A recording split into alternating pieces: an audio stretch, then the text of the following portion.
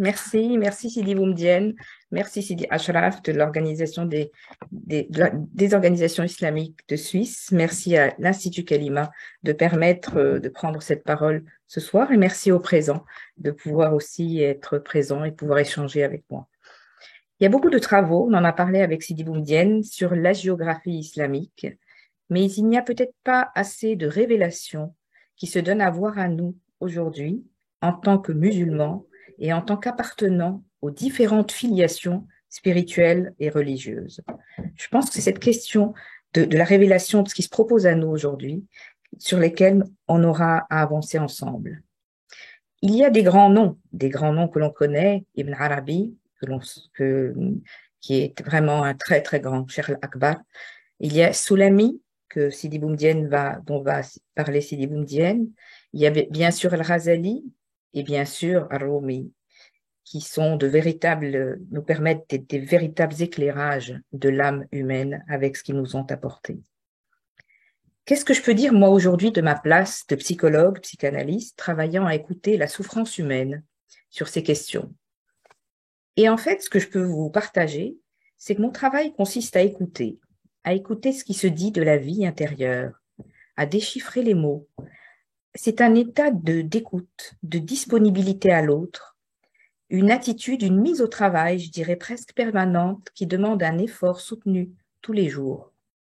Écouter le fil des événements d'une vie, écouter aussi ce qui permet à la parole d'advenir. Et je vais vous mettre un peu dans la confidence du travail, vous dire un secret, qui est le secret de ceux qui écoutent. Quand on entend les personnes dans leur silence, on entend l'histoire de chacun, on entend les mots s'agencer pour chacun. Et j'ai découvert que dans ce silence, il y a des paroles qui résonnent en moi, qui résonnent en nous. Il y a des mots qui sont signifiants. On entend des métaphores, des images, des suppléances qui se mettent en place pour ceux qui n'ont pas des mots pour dire. Et une résonance se fait de ce que l'on entend de l'histoire de l'autre et qu'on doit essayer de saisir et d'en comprendre le sens pour qu'advienne une parole pour celui ou celle qui vient consulter, qui a besoin d'être écouté. Ça demanderait bien sûr des développements, mais c'est vraiment le secret de notre pratique. Tous les grands hommes qui ont travaillé sur la psychologie des profondeurs, parce que c'est vraiment la psychologie de l'âme, des profondeurs, ont toujours lié l'histoire singulière, individuelle, les événements de vie, les événements qui sont importants pour tout un chacun, le baptême, l'amour, le mariage, la famille. Les grands hommes qui ont travaillé sur la psychologie des profondeurs ont lié la vie personnelle et singulière à la vie du groupe, à la vie spirituelle, à la vie religieuse, à la vie sociale. Freud lui-même a cherché à voir comment les écrivains, les artistes, savent rendre compte ce qu'il en est des conflits, des ressorts inconscients, ce qui se joue dans les enjeux entre le désir, ce qu'on souhaite, l'interdit, ce qu'il en est des interdits fondamentaux. Là où d'autres, comme Jacques Lacan, va parler de la parole, de la lettre, de ce qu'il nomme le signifiant. Et donc, dans ma propre pratique, j'ai toujours été en recherche, dans une sorte de formation continue sur mon être personnel, sur la profondeur de ma propre histoire culturelle, religieuse. Et d'ailleurs, Freud lui-même, si vous voyez les travaux qu'il a faits, il travaillait sur sa vie personnelle et en même temps, il travaillait sur la société dans laquelle il vivait, la culture dans laquelle il était engagé. Et un des ouvrages les plus fondamentaux qu'il a écrit, et il l'a dit lui-même, qui était la base et le socle de la psychanalyse, c'est Moïse, l'homme et la religion monothéiste. C'est dire l'importance, en fait, du socle pour que ce qu'il avait apporté puisse tenir. Et lui-même dit que c'est en faisant ce travail qu'il a fait aussi sur lui-même. Il a eu beaucoup de mal à l'écrire, mais c'est en faisant ce travail-là qu'il a élaboré un des textes les plus importants sur la relation à l'altérité, à l'autre. Et donc, dans ce travail-là qu'il a fait, je ne sais pas si je m'en suis inspirée ou pas, mais toujours est-il que dans ma démarche et dans mon histoire personnelle, j'ai commencé à chercher ces lieux d'ouverture, ces lieux d'enracinement qui permettent cette ouverture-là à l'intérieur de la culture. Et c'est là où j'ai rencontré les grands érudits et les maîtres qui ont la connaissance de l'islam en profondeur. Et je suis allée dans une confrérie Tariqa Qadiriya Boutchichia. Dans un colloque international où ont été réunis les grands chercheurs de l'islam, du soufisme, où étaient présents des personnes du monde arabe, de l'Inde, du Pakistan, et qui sont venus tous travailler dans ce colloque spirituel, mais aussi avoir des temps avec le maître Cheikh Hamza, rahimahullah, et aujourd'hui Cheikh Jamel, qui est actuellement le maître soufi qui dirige la tariqa, avec son fils Sidi Mounir, qui organise le colloque en lien avec la Fondation euro-méditerranéenne, Fondation Moulsaka, sur les rencontres entre les cultures. Et c'est pour dire que c'est dans ce ressourcement dynamique que l'on retrouve le sens même de la transmission en islam. Et je crois que c'est cet enrichissement, quand on le vit, on voit ce que c'est que l'amour et l'érudition, dans le sens profond des grands maîtres de l'islam qui ont transmis de génération en génération, depuis le prophète sallallahu alayhi wa sallam, une qualité de ce qu'on appelle silsila, la transmission du savoir, de ce que c'est qu'effectivement le savoir-être de la révélation.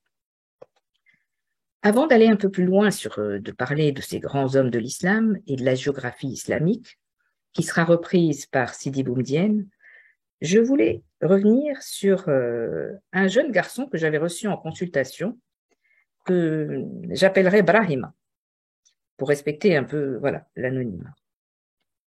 Brahima, c'est un jeune garçon qui arrive en consultation, très sympathique, qui a une sorte de prestance. Il arrive avec une éducatrice qui a un accent espagnol que je trouve très sympa et qui n'arrête pas de me dire on a travaillé en réunion pluridisciplinaire pour comprendre ce que veut Brahima. Il refuse de faire un bilan cognitif qui lui permettrait de savoir vers quelle formation on va l'orienter. Et il a fait déjà plusieurs formations. Et chaque fois, il commence une formation, il ne va pas jusqu'au bout et il doit commencer une autre formation. Et ce bilan devrait nous permettre de savoir qu'est-ce qu'il fait vraiment et vers quoi on peut l'orienter. Et Brahima me dit, moi, je ne veux pas faire de bilan, je ne comprends pas, je fais ces formations. J'ai autant de compétences que les autres amis qui sont avec moi. Je ne vois pas pourquoi les professeurs me disent à moi que je dois arrêter et je dois refaire une formation. J'avais, en fait, dans le travail que je fais parfois appel à des interprètes, et elle connaissait bien l'ethnie de Bambara, je crois, à laquelle appartenait Brahima, et elle lui parle en Bambara, et elle suit aussi ce que je peux dire. Je crois qu'ils étaient à moitié Bambara, Peul, en tout cas des ethnies très, très intéressantes, et elle lui parle, et en même temps, elle me regarde, il me regarde, et petit à petit, on se met à échanger, et j'essaye de pousser un peu l'investigation, et l'éducatrice finit par me dire, qu'elle a du mal à dire les choses, c'est peut-être à lui plus de les dire, et lui il me dit, écoutez, moi je fais la prière à l'école, dans la cour de l'école, et je ne comprends pas que les profs viennent me faire des remarques. Et on comprend qu'en fait, qu'il devient un peu agressif avec les professeurs, et donc que ça le touche, que lui, effectivement, c'est un moment pour lequel il a besoin de faire cette prière à l'école, et que c'est pour lui un lieu de savoir.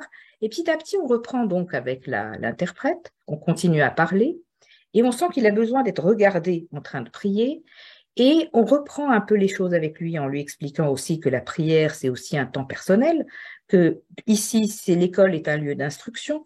Faire la prière ne se fait pas à l'école, lui qui a connaissé les lieux des scolaires où on pouvait faire la prière.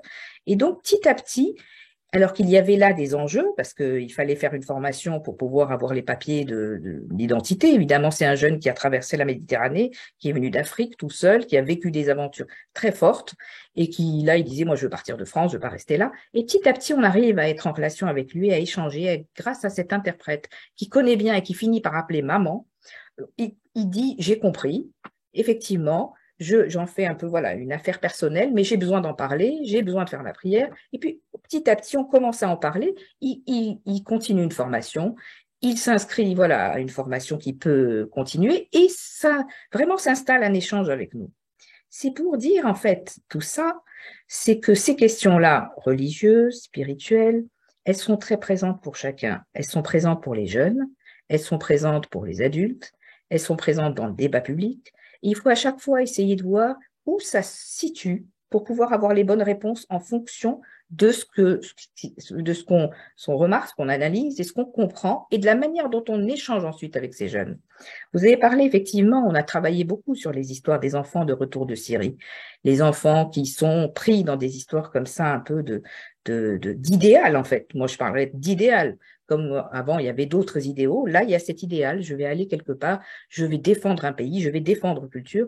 Et c'est très important de rester en relation directe, d'être vraiment dans un échange où on comprend les enjeux avec chacun et on essaye de répondre dans la langue, dans la culture, pour comprendre les enjeux d'adolescence, les enjeux de développement, les enjeux personnels et singuliers, et en lien aussi avec le sens de la révélation religieuse.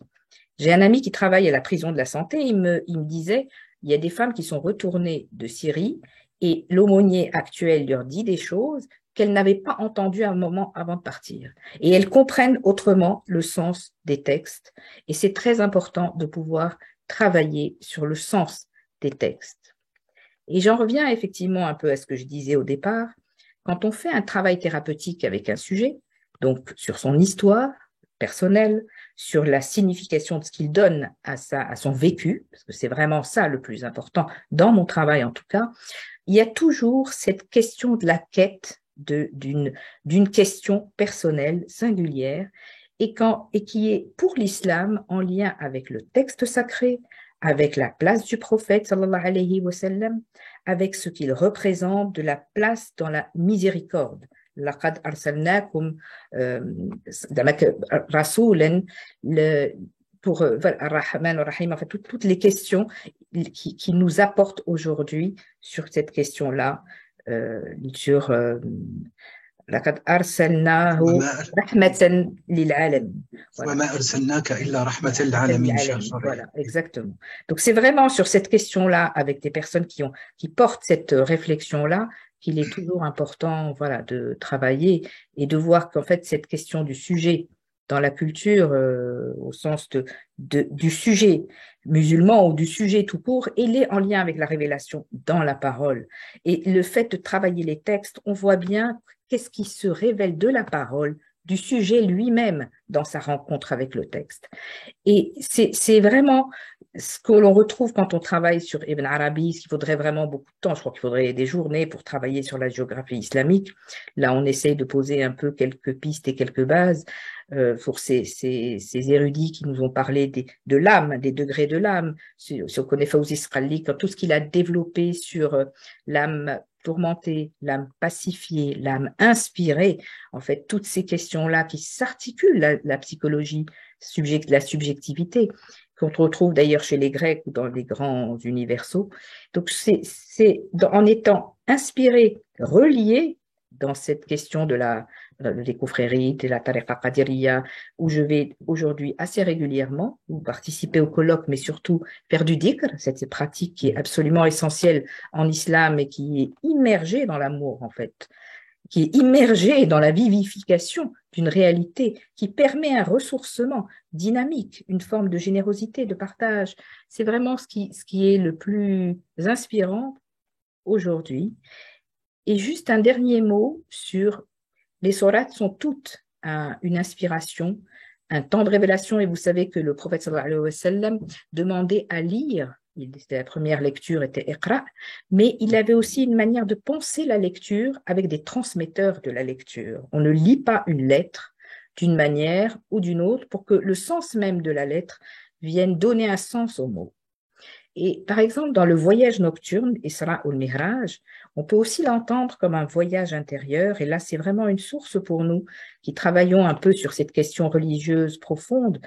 Le prophète sallallahu alayhi wa sallam avait rencontré, et c'est une prière sur les prières, moi je l'entends un peu comme ça, cette sourate, parce que c'est là où il vient avec la question de la prière, où il rencontre Sidna Isa, Jésus, où il rencontre Moïse, et il va jusqu'au lotus de la limite, ou le lotus sans épines, dont on parle aussi, le lotus sans épines, et qui est comme si il arrive à retrouver là une fleur essentielle, qui arrive comme ça, une sorte de révélation qui lui inspire en fait. Et c'est dans cette élévation, je dirais, presque, peut-être que c'est qui se joue un peu là dans cette rencontre, dans ce voyage, et ce qui peut nous inspirer, nous, et qui peut nous amener à réfléchir ou à penser davantage cette question du sujet en islam.